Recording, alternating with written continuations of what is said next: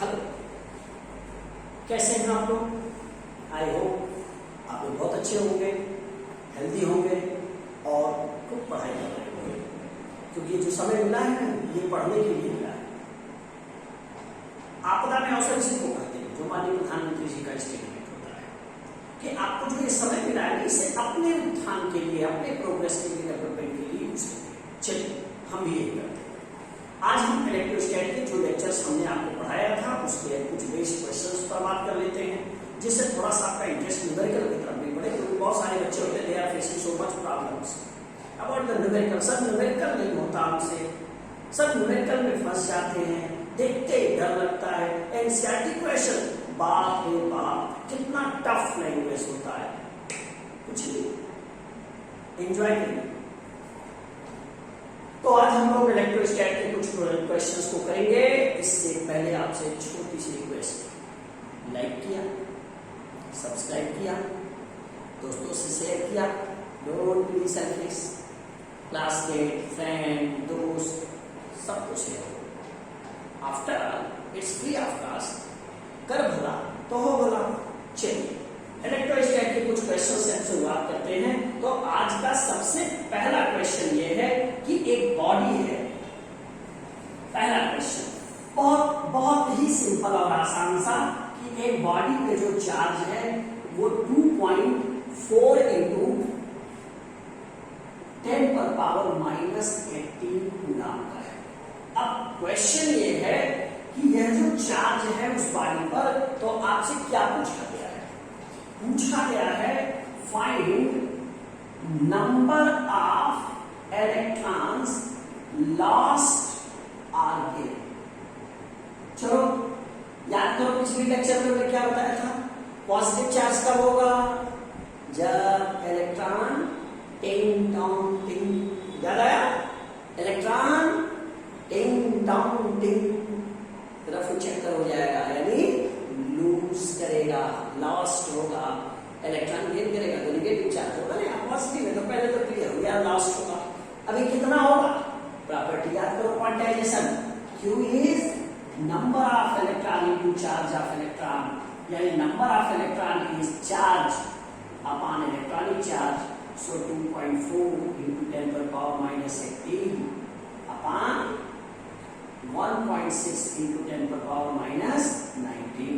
So this result will be, इसको आप solve कर लो। देखो डेसिमल रिमूव कर देना। रिमूव का मतलब क्या होता है? अलग लाइन में लिख देते, वरना कंफ्यूज हो जाओगे।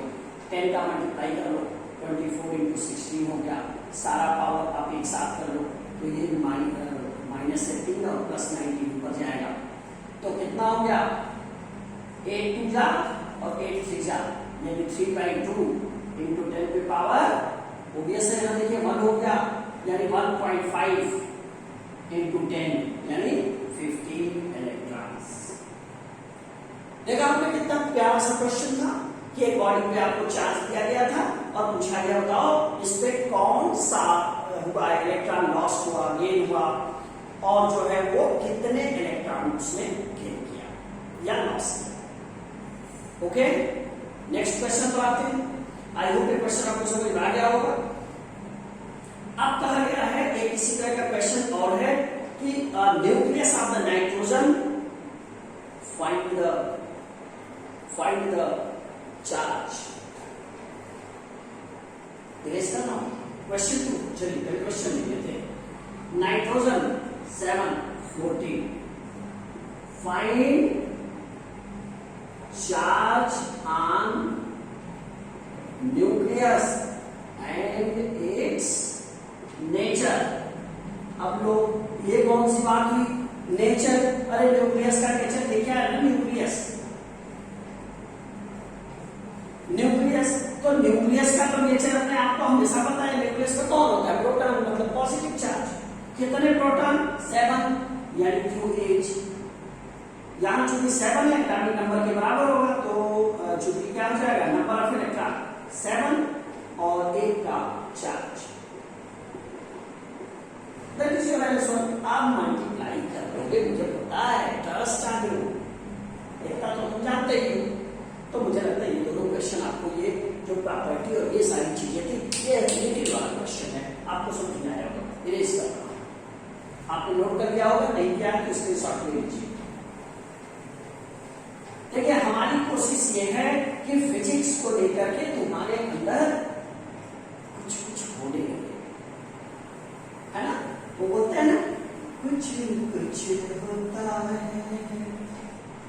फिजिक्स के लिए गाना गाओ, किसी और के लिए गाना गाओ कि कोई फायदा नहीं है, आज है तो चला जाएगा। एक और क्वेश्चन लेते हैं कि अगर एक यूरेनियम का एटम अल्फा पार्टिकल को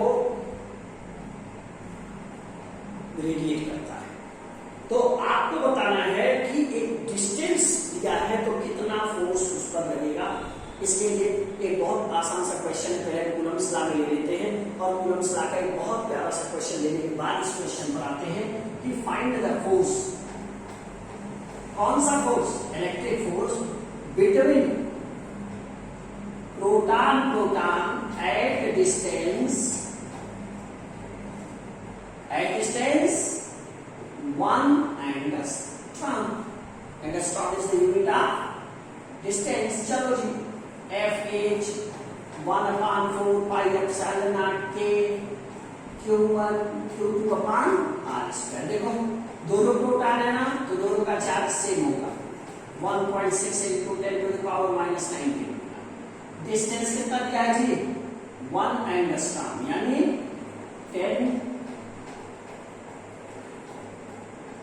1 into 10⁻⁻10 मीटर। देखो चार्ज दे दिया, आर दे दिया, ये तो पता ही है। क्योंकि यहाँ इसने यही बोला तो आप वैक्यूम ले लो, K is 1 और 4 pi epsilon naught is 9 into 10⁻⁹। Unit के साथ हमेशा लिखने की आदत डालो, जिससे कभी गलती नहीं होगा। सारी वैल्यू तो एफ आ जाएगा नहीं आ जाएगा? धमाका करते हो, आएगा 19 into 1.6 into 10⁻⁻19 डिस्टेंस 10⁻⁻10 का स्क्वायर। अब कुछ बचा क्या? खुद करो, तब कर दिया। कोई डाउट है? तो इसी तरह से कहा गया कि एक यूरेनियम का न्यूट है, यूरेनियम है 92 238। इससे यहां एक अल्फा पार्टिकल है। कौन है? Alpha particle. Alpha particle actual क्या होता है? हीलियम का न्यूक्लियस। हीलियम का न्यूक्लियस होता है और ये कितनी दूरी पे है? 9 into 10⁻⁻15 मीटर। अब हमसे कहा गया कि ये दोनों जो न्यूक्लियस हैं, इन न्यूक्लियस के बीच में कितना फोर्स है। तो चलो वेरी सिंपल है, डोंट वरी यार। अपने को क्या चाहिए? Q1 चाहिए, Q2 चाहिए, R चाहिए, बस। और मीडियम तो वैक्यूम या एयर ले लेंगे, क्योंकि ऐसा तो बोला नहीं उसमें कोई मीडियम है, वाटर है, माइका है, समथिंग है, दिस है, नथिंग, कुछ नहीं। Q1 कितना हो गया? 92। देखो एटॉमिक नंबर है, ठीक है ना। तो 92 से अल्फा पार्टिकल जो है वो रेडिएट हो गया। अगर वो रेडिएट हो गया तो कितना बचा होगा? कितना बचा? अल्फा एसिड 2 निकल गया तो कितना बचेगा? 92 माइनस 2। 92 था ना, यहां से 2 इधर बाहर तो बचा कितना? 90। यही गलती होगी बच्चों से। 90 into electronic charge and 1.6 into 10⁻⁻9। Q2 कितना हो जाएगा? यही है क्या है? यही था, यही आपको ब्रेनस्टॉर्मिंग। अब ये तो कुछ नहीं थी, ये तो बहुत सिंपल है। 1.6 into 10⁻⁻19। डिस्टेंस दिया है, Q2 आ गया, 1/4 का एप्सिलॉन नॉट आपको ऑलरेडी पता है, तक तो आ जाएगा। तो ये हमने अभी इस तरह के स्टेप किए थे। क्वेश्चन आपसे डिस्कस किए। आपको क्या लगता है कि ये क्वेश्चन जो है वो थोड़ा सा बेसिक है? बेसिक मतलब जैसे हमने कहा यहाँ को ये क्वेश्चन इंपॉर्टेंट क्यों है? रेडियो एक्टिविटी को भी इंडिकेट कर रहा है। बहुत सारे बच्चे जो कवर होंगे वो शायद हीलियम को ही नहीं समझ पाए, तो यहाँ गलती की पॉसिबिलिटी है, इसलिए क्वेश्चन बहुत इंपॉर्टेंट है। आप नोट कर लिए, स्क्रीनशॉट ले लो। चलो एक और क्वेश्चन पे चलते हैं। देखो कुछ क्वेश्चंस हम उन्हीं को डिस्कस करेंगे जो इंपॉर्टेंट होगा, जो आपके एग्जामिनेशन के लिए महत्वपूर्ण होगा, इंपॉर्टेंट होगा या कंपटीशन में पूछे जा सकते हैं, उन क्वेश्चंस पर हम बात करेंगे।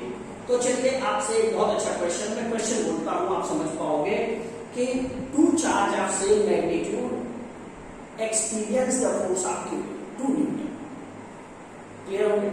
To charge of same magnitude experiences a force of 2 Newton if the distance between them is decreased by 0.5 meter, the force will be 18 Newton.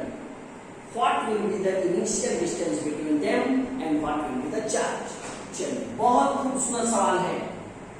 दो चार्ज है, दोनों का अमाउंट सेम है, इनके बीच की दूरी नहीं पता, लेकिन ये पता है कि इनके बीच का जो फोर्स है वो 2 न्यूटन है। अब कहा गया सेकेंड केस में कि ये जो चार्ज है ये तो वही रहेगा जी, लेकिन डिस्टेंस जो है इनके बीच की हमने थोड़ा घटा दिया। कितना घटा दिया? 0.5। अब जो है ये फोर्स कितना हो गया? 80 न्यूटन। चार्ज अभी भी तो कहा गया कि आपको यहाँ क्या क्या निकालना पड़ेगा? आपको Q निकालना है और R निकालना है। तो चलो फार्मूला लेफ्ट में लिख लेते हैं, क्योंकि हम लोग यहाँ काम करेंगे। 1/4 पाई एप्सिलॉन नॉट मीडियम ले लेते हैं, एयर हो कोई भी मीडियम हो, मीडियम रिस्पेक्टिव है, हट जाएगा। Q इनटू Q यानी Q का स्क्वायर अपॉन R का स्क्वायर। ये आपका एक्सप्रेशन है। इसके लिए क्या बनेगा? अगर इसको मैं पहला केस F1 मान लेता हूं और दूसरा केस F2 मान लेता हूं, तो बनेगा 2 न्यूटन। F1 की जगह 2 equal to 1/4 pi epsilon not Q square upon R square. Equation number 1। Equation number 2 पर अगर हम आ जाए तो this force become 18 newton and 1/4 pi epsilon not the charge is Q square and distance is R minus 0.5 का square. ये equation, इन दोनों equation को सॉल्व कर दीजिए, आपका आंसर आ जाएगा। कैसे सॉल्व करोगे? दोनों को डिवाइड कर दो। डिवाइड करोगे तो क्या आएगा? 18/2 LHS में आएगा। RHS में देखो क्या क्या आएगा? पहले तो ये दोनों कट जाएगा, Q स्क्वायर कट जाएगा, यानी यहाँ आएगा 1/R 0.5 स्क्वायर और ऊपर हो जाएगा। देखो ये कैसे पता होता है? यहाँ गलती होती है बच्चों। देखो 2 और R ऐसे ठोकर है, क्रॉस है ना, ये डिनोमिनेटर ये डिनोमिनेटर। याद देखो 18 भी अपोजिट है, तो जब 18 यहाँ है तो ये इसके नीचे क्या आना चाहिए? अपोजिट में, और 2 यहाँ है तो इसके अपोजिट आना चाहिए। तो इस तरह से आप इसको लगा सकते हो। देखो 2 से इसको काटो कितना है? 9। अब देखो 9 क्या होता है? 3 का स्क्वायर, ये भी स्क्वायर, ये भी स्क्वायर। तो आप इसको कर सकते हो 9 R minus 0.5 का स्क्वायर। चलो मैं इधर इसको सीधे स्क्वायर ही लगा देता हूं, +-3 और upon +-3 and this is R और R minus 0.5। अब इसके दो केस होंगे, एक बार +3 मान लेना, एक बार -3 मान लेना। तो +3 मानोगे तो कितना हो जाएगा? 3 R minus 0.5 equal to R, और -3 मानोगे तो -3 R minus 0.5 into equal to R। दोनों को सॉल्व कर दो। देखो यहाँ हो जाएगा 3R minus 1.5 इज R, यानी 2R इज 1.5, यानी R इज 0.75। इसको आप देखो -3R minus and minus plus, that is 1.5 is R। This R will be here, इसको ले जाइए इधर, 4R हो जाएगा, यानी 4R इज, हाँ ये इधर जाएगा, 4R इज 1.5। तो इस तरह से आप इसको R की वैल्यू यहाँ से भी निकाल सकते हैं, यहाँ से भी निकाल सकते हैं। तो ये कुछ क्वेश्चंस आज हमने इलेक्ट्रोस्टैट पर डिस्कस किए, जो आपके लिए यूजफुल है, फ्रूटफुल है, और मुझे लगता है कि आपको ये लेक्चर समझ में आया होगा और आपको न्यूमेरिकल को लेकर के जो झिझक है, जो एक स्ट्रेस फील होता है, उसमें आपको जरूर कुछ न कुछ रिलीफ हुआ होगा। आपको ये क्लास कैसा लगा, ये लेक्चर कैसे लग रहे हैं, आप इसको जरूर लिखिए।